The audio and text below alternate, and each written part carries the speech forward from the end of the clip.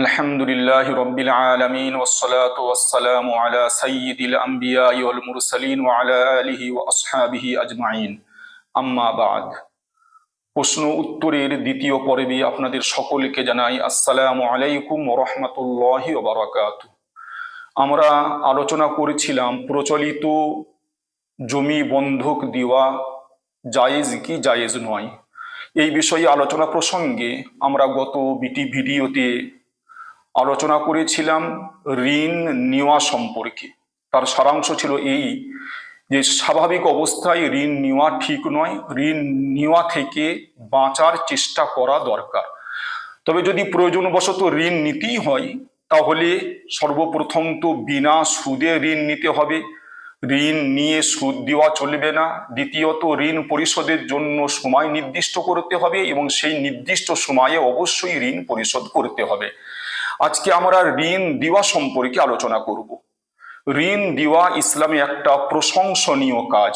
আল্লাহ রসুল সাল্লাল্লাহু আলাইহি ওয়াসাল্লাম উম্মতকে ঋণ দেওয়ার জন্য উদ্বুদ্ধ করে। তিরমিজি শরীফে 1957 নম্বর হাদিস বারা ইবনে আযিব রাদিয়াল্লাহু তাআলা আনহু বর্ণনা করছেন যে তিনি বলছেন, আমি রাসূলুল্লাহ সাল্লাল্লাহু আলাইহি ওয়াসাল্লামকে এই কথা বলতে শুনেছি, মান্নাহা মানিহাতা লাবানিন আও ওয়ারিকিন আও হাদা যুকাকান কানা লাহু মিসলা ইতকি রাকাবাতিন। অর্থাৎ যদি কোনো ব্যক্তি কাউকে দুধেল পশু দুধ পান করার জন্য দেয়, অথবা কাউকে ঋণ দেয়, অথবা কোনো পথহারা মানুষকে পথের সন্ধান দেয়, তো সে একটা গোলাম আজাদ করার সমপরিমাণ সওয়াব পাবে। সুনান ইবনে মাজাহ শরীফের 2430 নম্বর হাদিস হযরত আব্দুল্লাহ ইবনে মাসউদ রাদিয়াল্লাহু তাআলা আনহু বর্ণনা করেছেন যে আন্নান নবী সাল্লাল্লাহু আলাইহি ওয়াসাল্লাম قال মা মিন মুসলিমিন ইউকরিদু মুসলিমান করদান মাররাতাইনি ইল্লা কানা কাসাদাকাতিহা মাররাতান। অর্থাৎ কোনো ব্যক্তি যদি কোনো মুসলমানকে দুইবার ঋণ দেয়, তো এই দুইবার ঋণ দেওয়া একবার সদকা করার সমতুল্য সওয়াব রাখে। আল মুআজামুল আওসাদ গ্রন্থের 3498 নম্বর হাদিসে এবং শুআবুল ঈমান গ্রন্থের 3285 নম্বর হাদিসের মধ্যে আব্দুল্লাহ ইবনে মাসউদ রাদিয়াল্লাহু তাআলা আনহু থেকে বর্ণনা করা হয়েছে যে তিনি বলছেন যে রাসূলুল্লাহ সাল্লাল্লাহু আলাইহি ওয়াসাল্লাম ইরশাদ করেছেন, কুল্লু করদিন সাদাকাহ, প্রত্যেকটা ঋণ সদকা বা দান করার সমতুল্য। সুনান ইবনে মাজাহ শরীফের 2431 নম্বর হাদিস হযরত আনাস ইবনে মালিক রাদিয়াল্লাহু তাআলা আনহু বর্ণনা করেছেন যে রাসূলুল্লাহ সাল্লাল্লাহু আলাইহি ওয়াসাল্লাম বলছেন, রাআইতু লাইলাতা উসরিয়া বি আলা বাবিল জান্নাতি মাকতুবান আস-সাদাকাতু বিআশরি আমসালিহা ওয়াল করযু বিসামানিয়াতা আশর। যে রাসূলুল্লাহ সাল্লাল্লাহু আলাইহি ওয়াসাল্লাম ইরশাদ করেছেন যে মিরাজের রাত্রিরে আমি জান্নাতের দরজায় লেখা দেখেছিলাম, দান করলে 10 গুণ সওয়াব পাওয়া যায় আর ঋণ দিলে 18 গুণ সওয়াব পাওয়া যায়। তো এই চারটে হাদিসের মাধ্যমে আমরা জানলাম যে ঋণ দেওয়া অনেক সওয়াবের কাজ, ফজিলতপূর্ণ কাজ, প্রশংসনীয় কাজ। এই যে ঋণ দেওয়া হবে, যাকে ঋণ দেওয়া হয়েছে সে ধনীও হতে পারে, গরিবও হতে পারে। যদি সে ধনী হয় তো তার কাছে যখন ঋণের তাগাদা করা হবে তখন তার সাথে নম্র এবং ভদ্র ব্যবহার করতে হবে। আর যদি সে গরিব হয় এবং সেই ঋণ পরিশোধ করার সময় পার হয়ে যায়, সে যদি আরো সময় চায় তাকে সময় দেওয়া, আর সম্ভব হলে তার পরিপূর্ণ ঋণটা মাফ করে দেওয়া বা ঋণের কিছুটা অংশ মাফ করে দেওয়া, এটাও খুব প্রশংসনীয় এবং সওয়াবের কাজ। মুসলিম শরীফের 1563 নম্বর হাদিসের মধ্যে আছে আল্লাহ রাসূল সাল্লাল্লাহু আলাইহি ওয়াসাল্লাম বলছেন, মান সাররাহু আন ইউনজিয়াহু আল্লাহু মিন কুরাবি ইয়াউমিল কিয়ামা ফালইউনাফিস আন মুসিরিন আও ইয়াদা আনহু।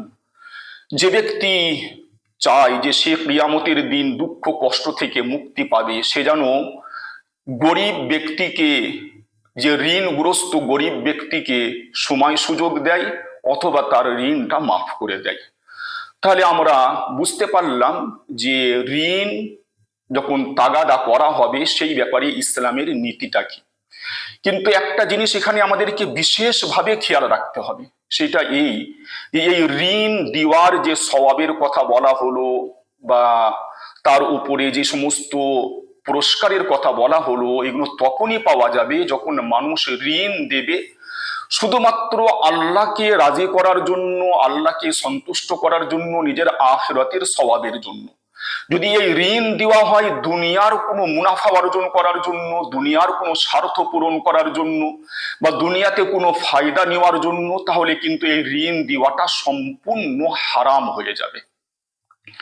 আল্লাহ রসুল সাল্লাল্লাহু আলাইহি ওয়াসাল্লাম এই সম্পর্কে আমাদেরকে সতর্ক করেছেন। হযরত আলী রাদিয়াল্লাহু তাআলা আনহু বলছেন, সামি'তু রাসূলুল্লাহি সাল্লাল্লাহু আলাইহি ওয়াসাল্লাম কুল্লু করদিন জাররা মানফাআতান ফাহুয়া রিবা।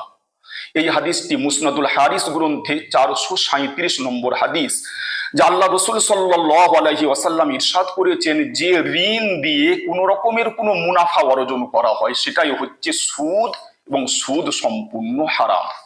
আর সুনানুস সুগরা গ্রন্থের 1971 নম্বর হাদিসের মধ্যে আছে, হযরত ফাদালা ইবনে উবাইদ রাদিয়াল্লাহু তাআলা আনহু তিনি ইরশাদ করেছেন, কুল্লু করদিন জাররা মানফাআতান ফাহুয়া ওয়াজহুম মিন উজুহির রিবা। অর্থাৎ যে ঋণ দিয়ে কোনো রকমের কোনো মুনাফা অর্জন করা হয় সেটা সুদের বিভিন্ন পদ্ধতির মধ্যে একটা পদ্ধতি। এবং ইমাম বাইহাকী রহমতুল্লাহি আলাই এই কথাটাই হযরত আব্দুল্লাহ ইবনে মাসউদ রাদিয়াল্লাহু তাআলা আনহু, ইবনে আব্বাস রাদিয়াল্লাহু তাআলা আনহু, আব্দুল্লাহ ইবনে সালাম রাদিয়াল্লাহু তাআলা আনহু, হযরত উমর, হযরত উবাই ইবনে কাব রাদিয়াল্লাহু তাআলা আনহুমা প্রমুখ সাহাবা থেকে এই বিষয়টা বর্ণিত আছে বলে উল্লেখ করেছেন। এ সম্পর্কে বুখারী শরীফের 3814 নম্বর হাদিসের মধ্যে আছে যে হযরত আবু বুরদা রহমতুল্লাহি আলাই, যিনি ইরাকের বাসিন্দা ছিলেন, তিনি একবার মদিনা শরীফে এলেন। মদিনা শরীফে তিনার সাথে হযরত আব্দুল্লাহ ইবনে সালাম রাদিয়াল্লাহু তাআলা আনহুর সাক্ষাৎ হলো। আব্দুল্লাহ ইবনে সালাম রাদিয়াল্লাহু তাআলা আনহু হযরত আবু বুরদাকে বললেন, ইন্নাকা বিআরদিন আর রিবা বিহা ফাশি, তুমি এমন একটা দেশে থাকো যেখানে সুদের খুব প্রচলন আছে।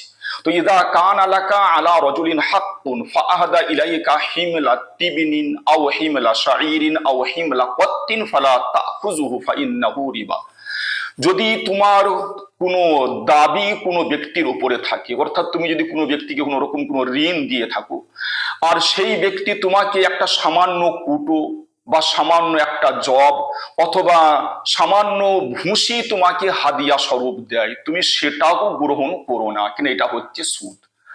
তো এই তিনটে হাদিসের দ্বারা আমরা বুঝতে পারলাম যে ঋণ দিয়ে কোনো রকমের কোনো মুনাফা অর্জন করা চলবে না, কোনো রকম কোনো লাভ নেওয়া চলবে না। এই কারণেই ইমাম আজম আবু হানিফা রহমতুল্লাহ আলাই যাকে ঋণ দিতেন তার বাড়ির ছায়াতে পর্যন্ত বসতেন না। তিনি বলতেন, ঋণ দিয়ে কোনো রকমের কোনো উপকার নেওয়া সুদ। এই ঘটনাটি ইমাম আবু হানিফা রহমতুল্লাহ আলাই সম্পর্কে ইমাম শাহরানি রহমতুল্লাহ আলাই, যিনি বিখ্যাত ঐতিহাসিক এবং জীবনী লেখক ছিলেন, তার বিখ্যাত গ্রন্থ আত-তাবাকাতুল কুবরার প্রথম খণ্ডে 46 নম্বর পৃষ্ঠায় উল্লেখ করেছেন।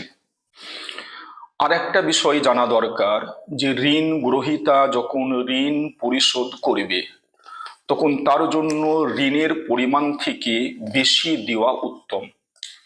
এই ব্যাপারে অনেক হাদিস রয়েছে যে আল্লাহ রসুল সাল্লাল্লাহু আলাইহি ওয়াসাল্লাম যখন ঋণ পরিশোধ করতেন তখন ঋণ দাতাকে ঋণের পরিমাণের থেকে বেশি দিতেন। বুখারী শরীফের 2394 নম্বর হাদিসে আছে, ও জাবির ইবনে আব্দুল্লাহ রাদিয়াল্লাহু তাআলা আনহু বলছেন, কান আলী আলাইহি দাইনুন, যে তার কাছে আমার কিছু ঋণ প্রাপ্য ছিল। অর্থাৎ জাবির রাদিয়াল্লাহু তাআলা আনহু রাসূলুল্লাহ সাল্লাল্লাহু আলাইহি ওয়াসাল্লামের কাছ থেকে কিছু পেতেন।